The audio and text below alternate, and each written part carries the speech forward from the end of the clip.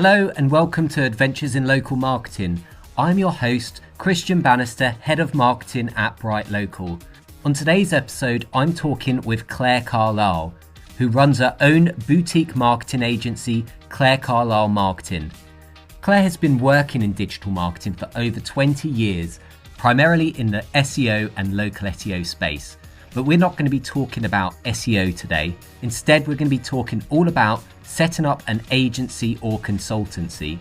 Often when people are going at it alone for the first time, they can jump straight to marketing activities and tactics in the hope of getting in front of potential clients. But I wanted to find out from Claire, what are the things you should be doing before you even think about marketing your agency? We discussed the importance of picking a niche, how nailing your positioning can really help communicate the value you can add to potential clients, some of the best ways to get started with marketing when nobody's heard of you, and some of the common mistakes people make when they're first starting out, which can then have a knock-on effect as they grow. Now, while this content's going to be super valuable for anybody just starting out, these topics are really important even if you've been in the game a bit longer. Going back and understanding what your niche is and how you're positioning are going to really unlock your ability to attract the right types of clients. So, regardless of where you are in your agency's journey, this is going to be a great conversation, so let's jump in right now. Hi Claire, thank you so much for joining me on Adventures in Local Marketing. How are you doing today? I am very good, thank you, and it's lovely to be here. Thank you for having me. Well, it's great to have you on. There is a special reason for having you on, and we're going to dive into that in a little bit. But I wanted to kick off by learning a bit more about you. So you are a consultant. So when did you first become a consultant, and what were you doing before? Oh, well, so consultant sounds grand, but yes. So I run my own digital marketing agency, small agency. And before that, I was working for a small adventure business on their marketing and customer services. And that's when I decided that I actually liked marketing, and I worked in things like putting their website together for them. And then this was 20 years ago. How do we be found? How do I make sure they have the visibility for all the things they need to? And that's when I really got mostly into SEO. But I felt like I was lacking a sort of professional marketing background. So I went and I did a master's in marketing. And then I decided that I wanted to set myself up and work with more small and medium-sized businesses to help them do better at digital. So that's how it started. So you've been a consultant for a number of years now. What do you love most about it, and what don't you love so much? What do I love? I think it's not necessarily, it's not being a consultant. I think I love our industry. I think that's the main thing that I love. It's always changing.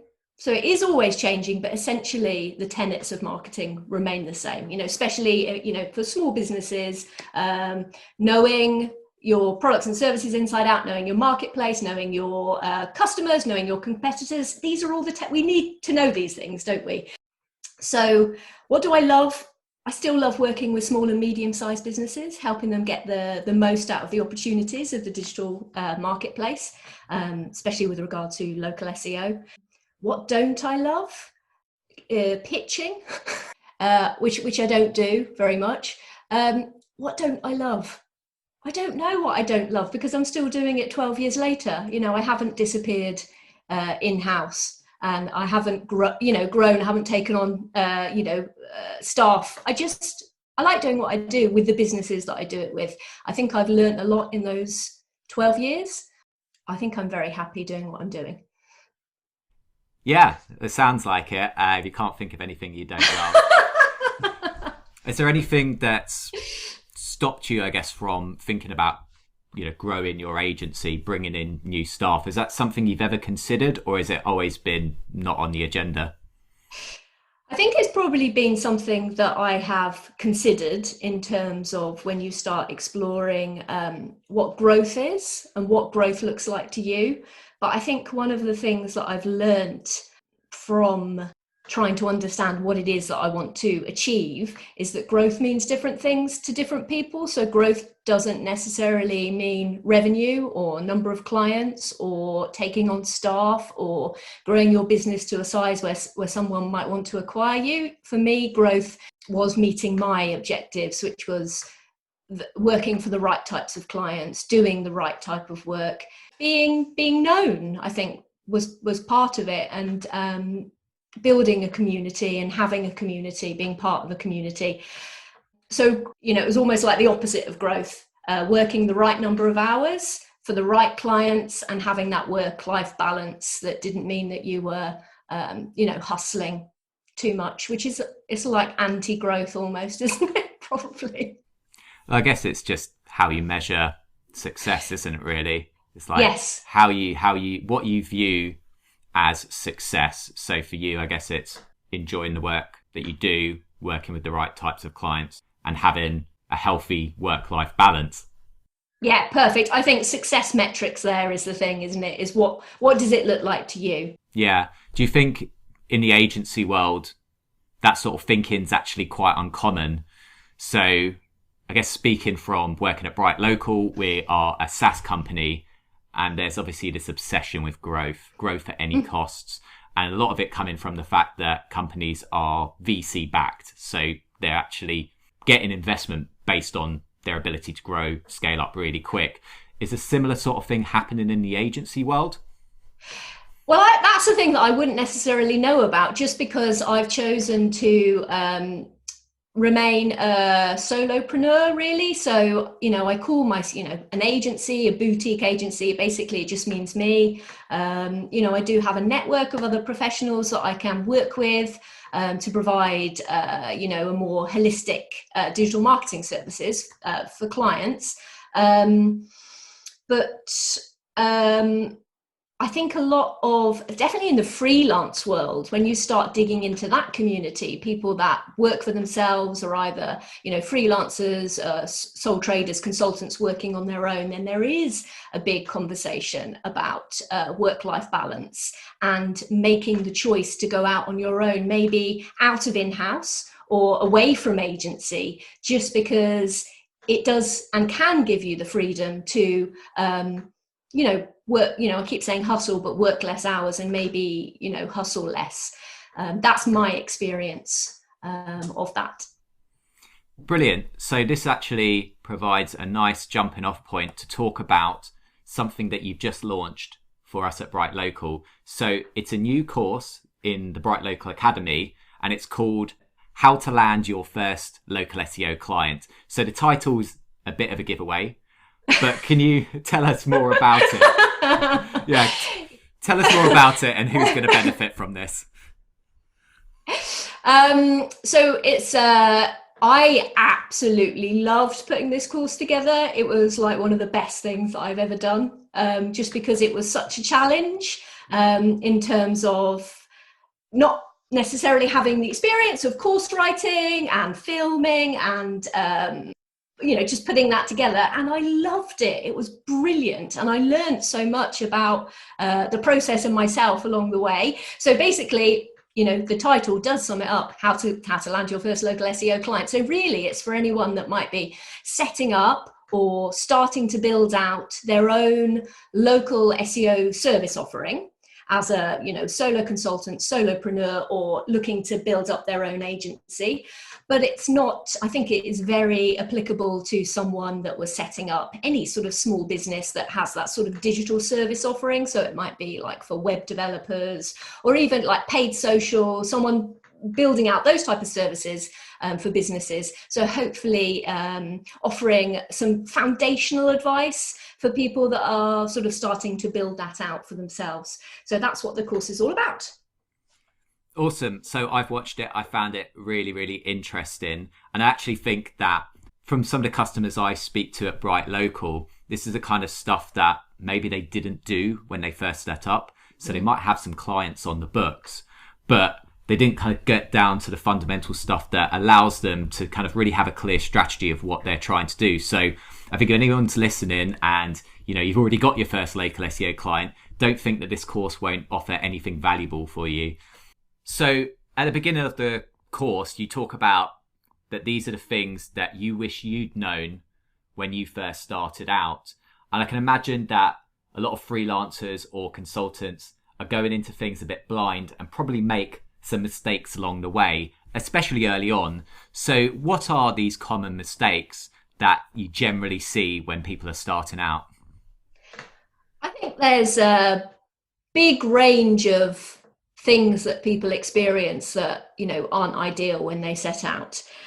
So I put a little list together and tweeted something out because there's such a good freelance community out there, thinking about some of the things that I experienced when I started out.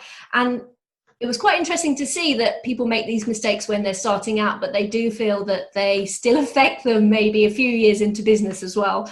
And one of the biggest things was pricing and pricing models. So this in particular is something to keep in mind when you think about growth, and we've touched on growth, is working out how you charge and on what basis you charge, and how you will manage to scale that, particularly if you're going to just have your own services, you don't have a team. How do you scale and how do you grow revenue if it's just you providing the services? So coming up with pricing and pricing models was one of the biggest things that came up amongst the freelance community. And, we have a whole section on pricing and pricing models in the course and ways to approach that. So hopefully that will be helpful for people when they're trying to work out, actually, how do I make enough money? How do I bill clients? That's another thing. Invoicing came up over and over again. Invoicing, tax, money, record keeping money aside as a buffer. Understanding how much money you actually need to earn. I think one of the biggest things transitioning from an employed role, whether that's agency side or in-house, is understanding how much time it takes to run essentially a small business.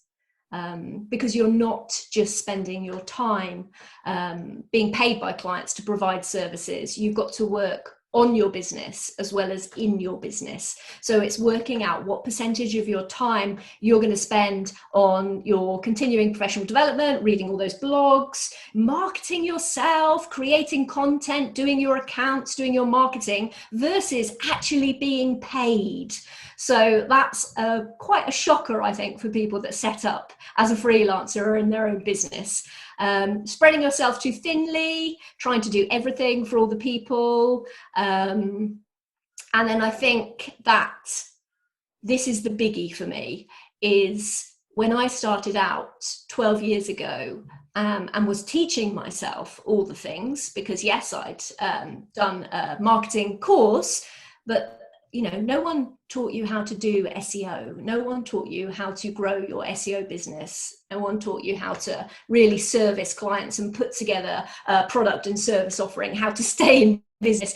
So there's such an amazing community of freelancers, self-employed people, consultant people here now. So this is a great time to set yourself up and to have that support and insight that is so freely given by other people in the industry to help you along your path. Yeah, I can imagine it potentially is a little bit lonely if you're going it alone, especially if maybe you're the only person in your area who's doing local SEO or SEO or any kind of digital marketing. So leaning on the online networks which are out there sounds like a really good way, I guess, to not only get advice on things that you might be facing, but also to have a sense of community. Oh, for sure. It's really important. So you spoke about tax, invoicing. I can imagine most marketers probably aren't getting into this sort of thing to manage the admin side of the business. But I guess, generally, if someone was setting out, how much time would you say they need to set aside for that side of the business? That side of the business, tax it, for the invoicing and those types of things. Yeah, basically everything that isn't doing work for clients. Oh gosh, quite a lot. I mean, just in my experience, I think 50% at least of my time is going to be me doing the things that I need to do to, we keep talking about CPD, so continuing professional development, reading the blogs, watching things, producing content myself, putting myself out there. I mean, it's going to be different for everyone, I think. And also, I think that in the early stages, sometimes you might want to you're going to be spending a lot of time creating a sort of funnel for yourself, a sales funnel, putting yourself out there. And then maybe later on, the leads are going to come to you, basically. But one of the things that I have really enjoyed focusing on and getting active in the last couple of years was speaking, being part of a community. So I spend time doing that, and it gives me a lot of pleasure. I have enough clients to drive enough revenue as my business. But yeah, so I think just making sure that people know that what percentage of time they're going to be actually being paid to do stuff if the client work is there, versus how much time, especially at the outset, they'll need to invest in their business to grow it and to get those leads. And again, another thing that comes up again and again is mental health, burnout, not pushing yourself too hard, making sure that you take time for yourself. Running your own business and setting up a business is going to be stressful, and it's going to be difficult. So hopefully by taking all of this advice on board and putting all of these this foundational work with, what's your service, who are you offering it to, how much should you be charging, how to have a good contract or agreement with these clients. Hopefully putting all of this stuff in place will mean that you are going to be spending less time sort of having difficult relationships with clients or having to have difficult conversations.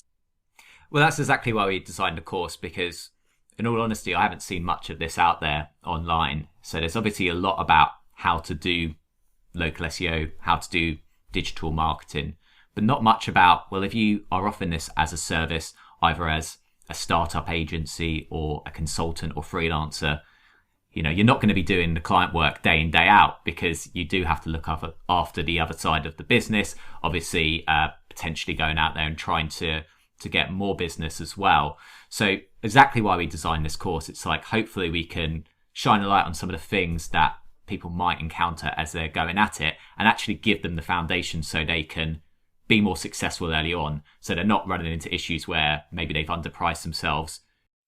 Yeah, for sure. I think even writing this content and revisiting this content 10 years after setting up the business, there was value for me in really, really drilling down.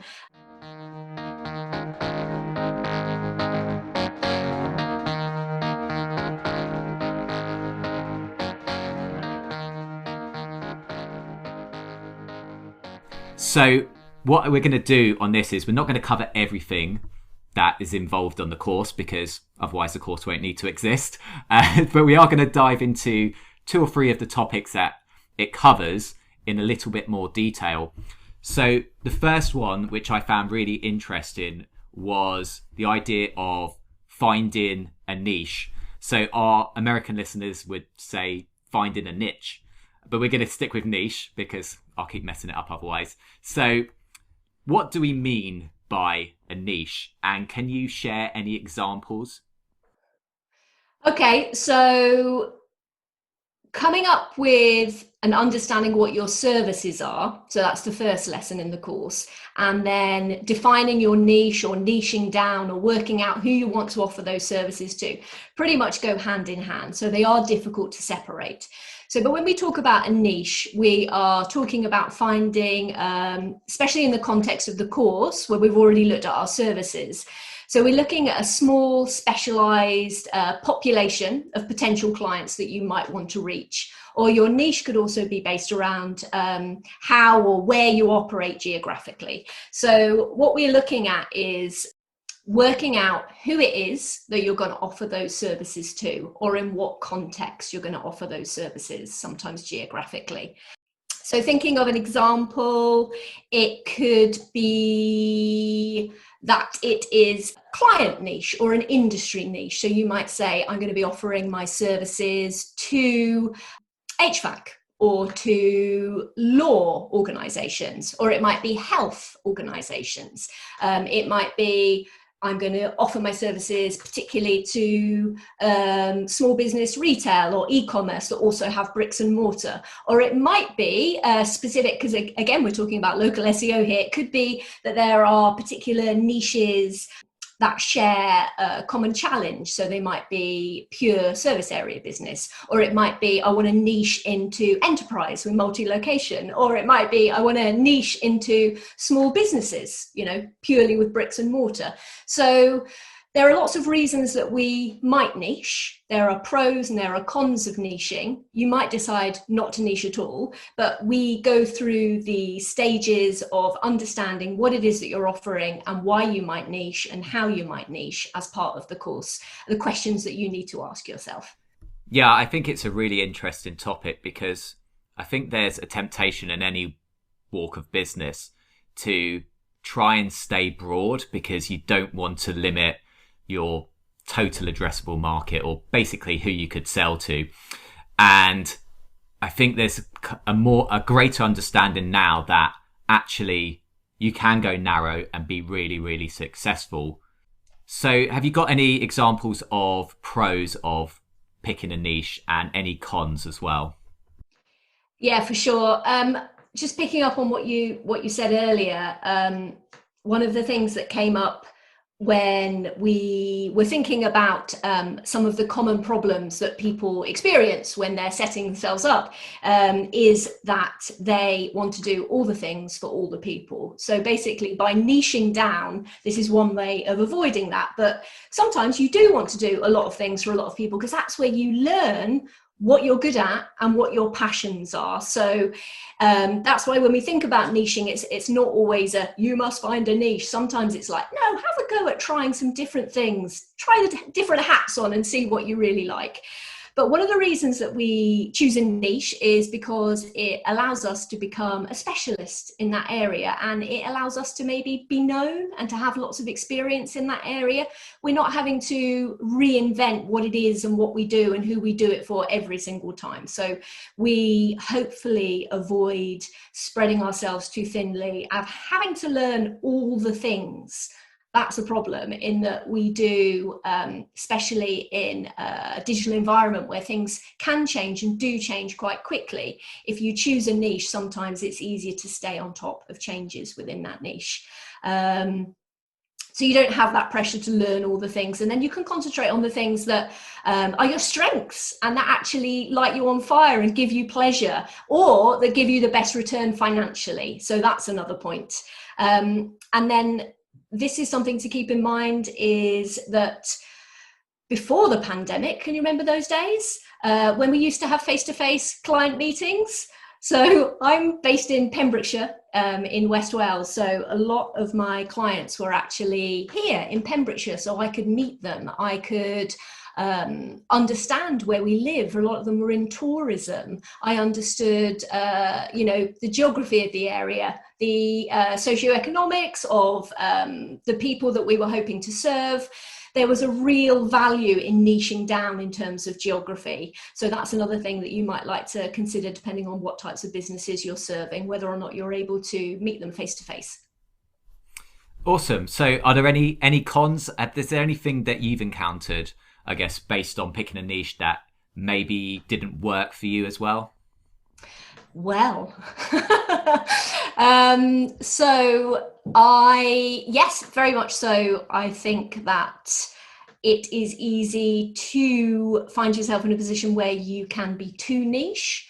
You need to think about not niching yourself basically into a hole. So if you're in one vertical or in one marketplace, or you're only meeting the needs of a particular small subsection of clients, what happens when that marketplace is wiped out, basically? So that was one of the things that happened to me, in that working a lot with small business clients in tourism, that was, how was that hit really by the pandemic? So just having that sort of thought of, okay, well, what if something did happen that meant that this client base basically was wiped out? What would I do about that? Another thing is, if you like having new challenges and you're stimulated by learning lots of new things, then sometimes maybe becoming too niche and serving, too small a population, or something that's not going to support you in the long run. You might decide that, my goodness me, I love working with people that make cheese. You might do, but are there enough people that make cheese in your geographic area if that you can serve? So I just think having that sort of mindset and like, how can this grow? What will happen if part of my client base is wiped out because of something?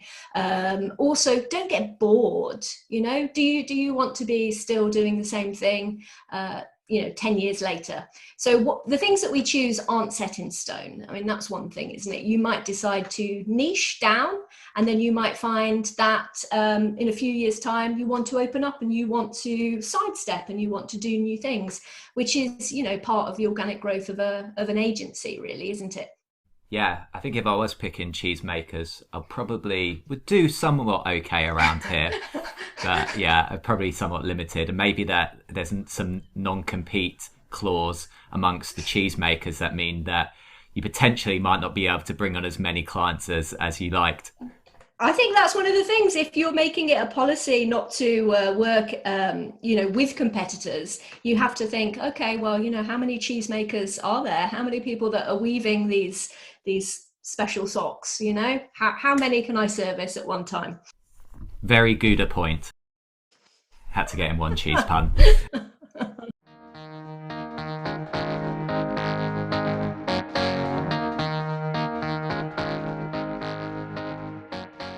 So we talked about finding a niche. So now we're going to talk about positioning, which I guess is a way of saying how are we going to take this niche and potentially the value we offer and make it really clear to potential clients. That's a kind of an overview of positioning. Positioning is quite a broad topic, so we're not going to be able to cover everything. But on a very high level, what do we actually mean by positioning? So basically, positioning is a thing that helps us communicate what your business does, who you're doing it for, and why you're different from your competitors. So what we do in the course is we drill down into elements of this positioning statement. So by the end of it, you've got an amazing positioning statement that really helps you. It's almost like your elevator pitch. It really will help you understand who you are, what you do, who you're doing it for, and why you're going to be doing it better than your competitors. So then that sits there as this element that should guide, basically your marketing activities, how you speak about yourself, how you pitch yourself.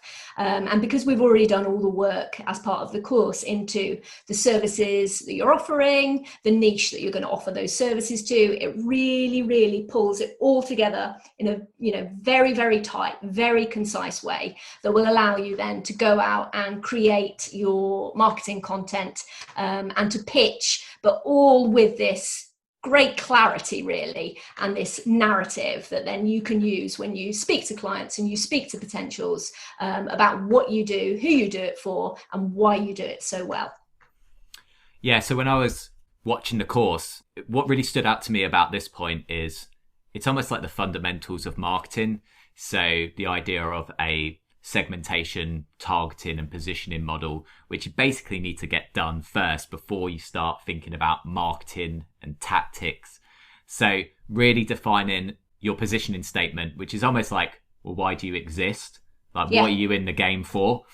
And then looking at, well, how am I going to let people know about this? What am I going to write on my website? What am I going to say when I network with people, or what am I going to say when I'm talking to a client in a pitch? So really, really key thing that could easily be neglected, because you might just want to go out there and start thinking, okay, cool, I need to get some leads, I need to get a website up, I need to do some marketing tactics. But actually spending some time doing this is going to really help you in the long run. Yeah, for sure. So now feels like a good time to talk about marketing. So how are you going to get yourself out there? How are you going to get those first leads? I can imagine when most people start out, they might not have much awareness. They might not be getting any traffic to their website. So what are some of the best ways for a consultant or freelancer to get themselves out there early on?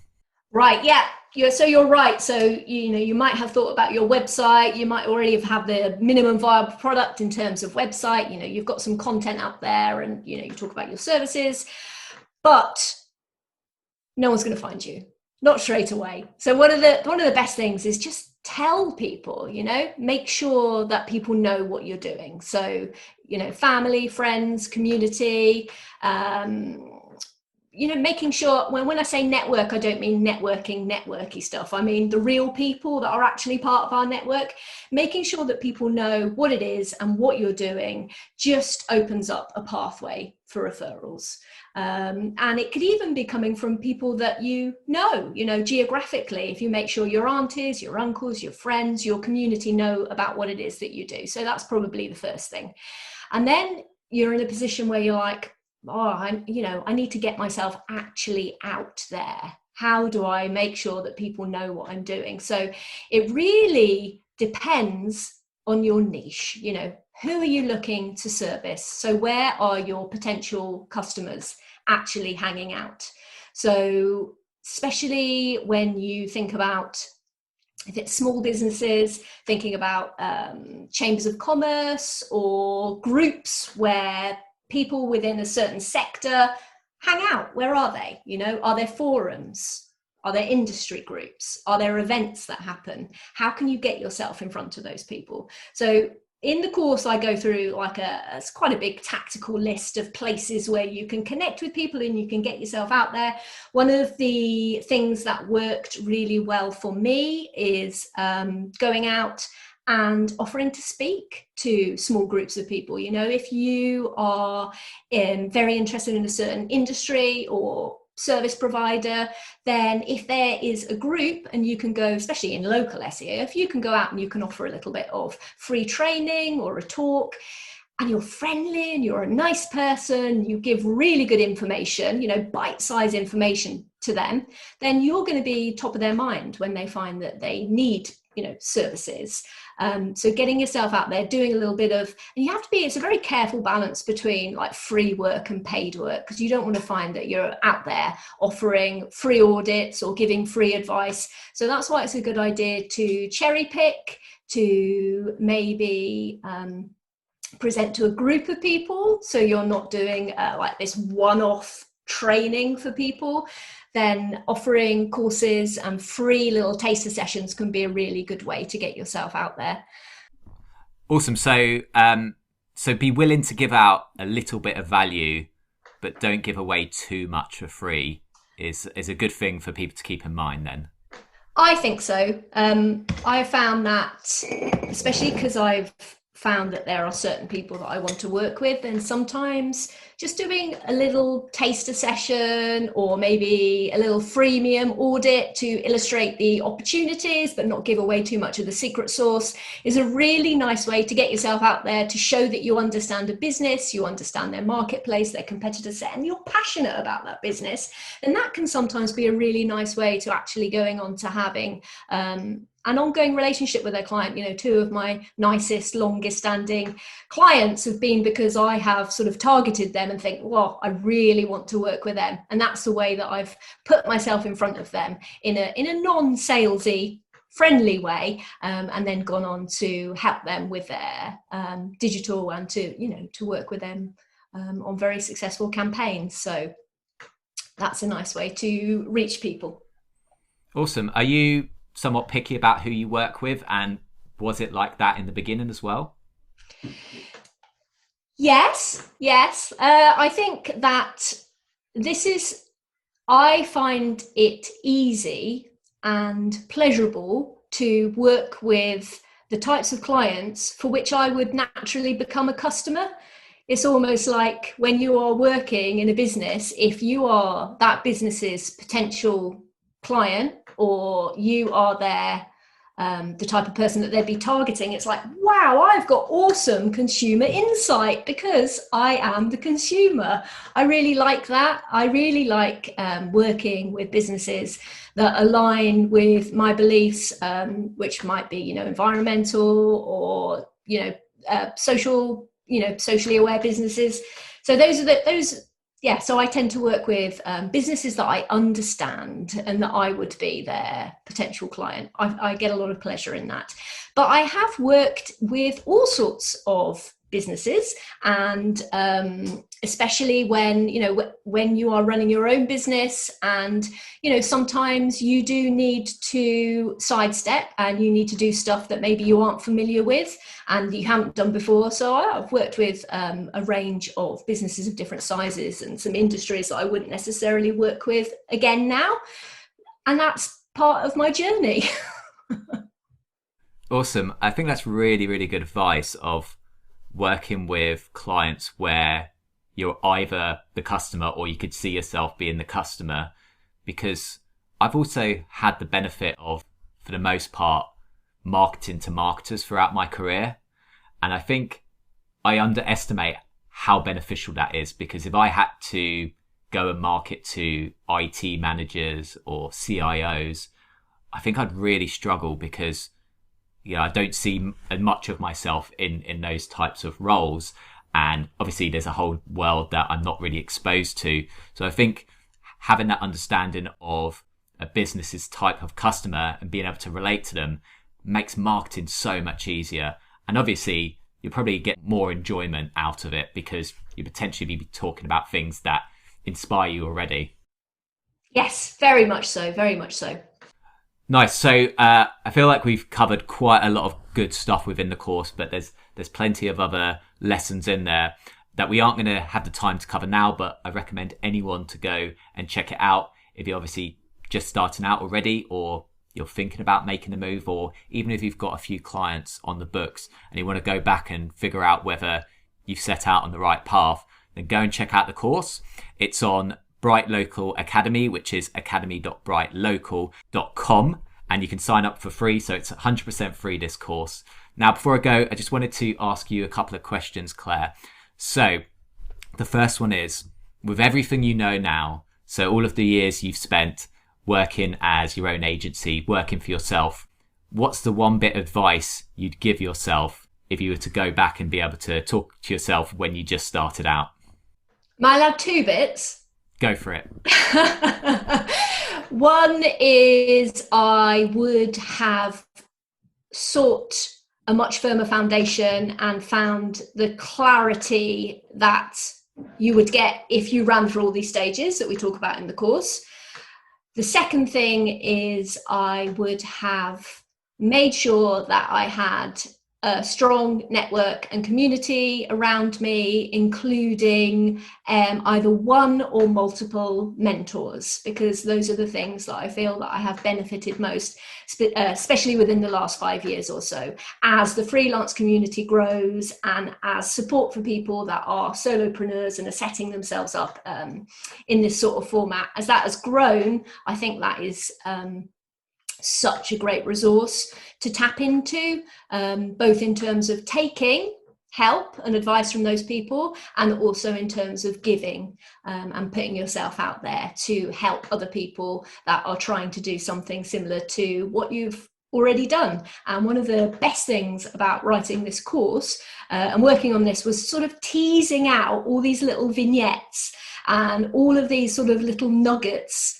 of advice and wisdom that I didn't know existed until I actually mapped them out in this format. So I think making sure that you take advantage of all of the stuff that's out there that will help shape you and help to make you successful. I think take advantage of those things.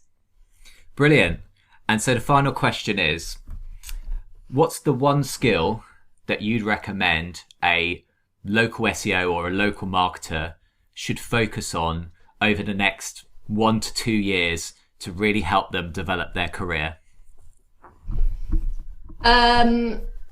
Again, it's a bit touchy-feely, but I think it would be to do with knowing yourself and having that sort of self-knowledge in terms of strengths, the emotional skill set that you need to sort of navigate this, difficult journey, and taking the time, because it's not all about tactics and knowing how to do this and how to do this, It's about setting targets for yourself, understanding what you want and what you need and what you're good at.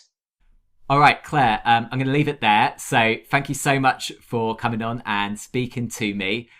Really enjoyed the course, and I've obviously really enjoyed diving a bit more into some of those topics. It was a real pleasure. Thank you very much.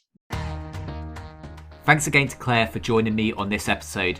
If you wanted to check out Claire's course, How to Land Your First Local SEO Client, head over to academy.brightlocal.com. The course is completely free and is made up of 8 different lessons, from defining your services and picking your niche, all the way through to honing your pitch and managing client expectation. And while I have you, I wanted to do a quick shout out for something else that we've just launched at BrightLocal. It's our latest tool, Local Search Grid. It's a new way to track and understand rankings within the BrightLocal platform. So if you're looking for greater insights and a more compelling way to share success with clients and stakeholders, head over and see what it's all about. You can find out more at brightlocal.com/local search grid. You can also find links for both the course and Local Search Grid in the show notes.